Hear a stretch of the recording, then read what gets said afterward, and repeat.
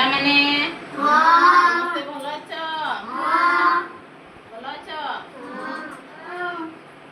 ଗପ ଶୁଣିଛ? ଗପ ଜାଣିନି ଶୁଣିଛ? କଣ କଣ ଶୁଣିଛ?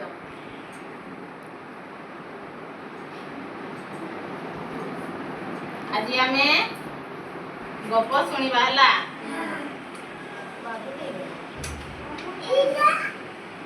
ଗପ ଶୁଣିବା ହେଲା। କଣ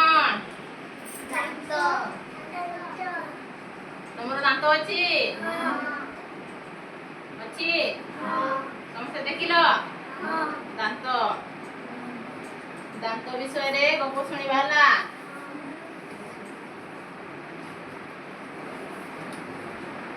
କଣ ଚିତ୍ରଟା ସେ କଣ କରୁଛି? ଚକଲେଟ ଖାଉଛି ହେଲା। ସମସ୍ତେ ଦେଖ, ଦେଖିଲ? ତମେ ଖାଅ ଚକଲେଟ? ଖାଅ।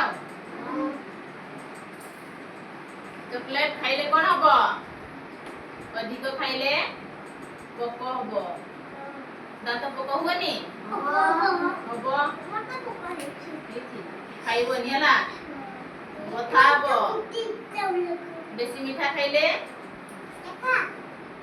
ଖାଇବନି ହେଲା। ଗପ ଶୁଣିବା। ୟା ନା କଣ? ମୁନି ହେଲା। ତା ନା କଣ? ମୁନି। ମୁନି କଣ କରୁଛି? ଚକଲେଟ ଖାଉଛି ହେଲା। ଚକଲେଟ ଖାଉଛି।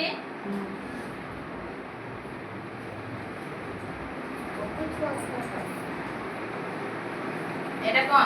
ମୁନିର ମା ହେଲା। ମୁନିର ମା। ସମସ୍ତେ ଦେଖିଲ? ସମସ୍ତେ ଦେଖିଲ? ମୁନିର ମା।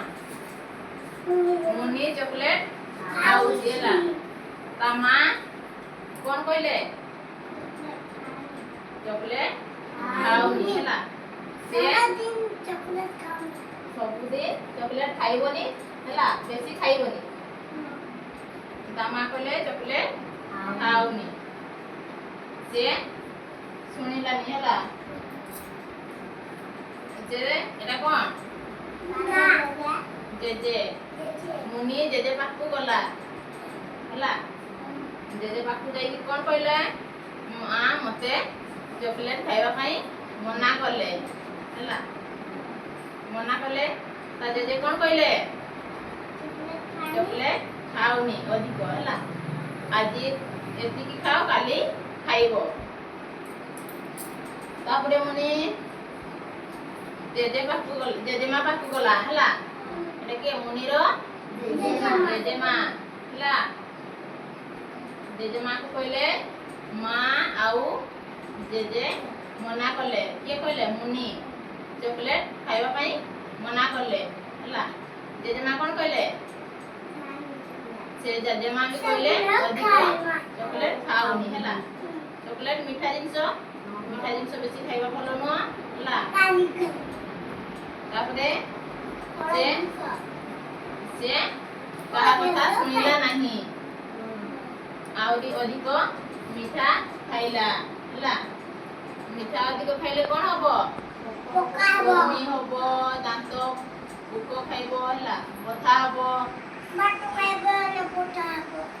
ତାପରେ ସେ ଶୁଣିଲା ନାହିଁ ହେଲା। ଶୁଣିଲା ନାହିଁ। ତାପରେ ସେ ରାତିରେ ଖାଇକି ଶୋଇଗଲା। ଶୋଇକି ତାପରେ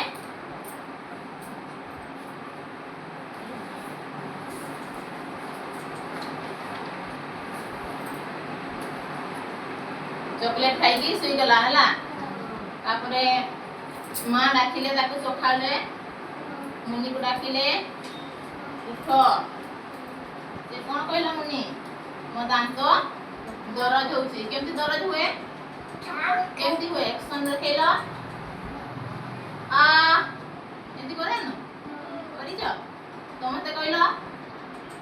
ଦାନ୍ତ ବଥା ହେଲେ କେତେ ବଥା ହୁଏ? ଆଉ ସେ ମା କଣ କହିଲେ? ପଚାରିଲେ କଣ ହଉଛି? ସେ କହିଲେ ଦାନ୍ତ ବଥା ହଉଛି ହେଲା। ତାପରେ ମା କଣ କହିଲେ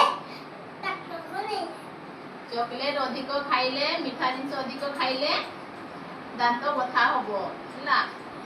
ସେ ଶୁଣି ନଥିଲା, ଶୁଣିଥିଲା? କାହା କଥା ଶୁଣିନି ହେଲା। ଜେଜେମା କଥା ବି ଶୁଣିନି, ମା କଥା ବି ଶୁଣିନି, ଜେଜେ ବାବା କଥା ବି ଶୁଣିନି, ଶୁଣିଲେନି ହେଲା। ତାପରେ କଣ ହେଲା? ଦାନ୍ତ ପୋକ ଖାଇଲା, ବଥା ହେଲା ହେଲା। ଆଉ ତାକୁ ଡକ୍ଟର ପାଖକୁ ନେଇଗଲେ ହେଲା।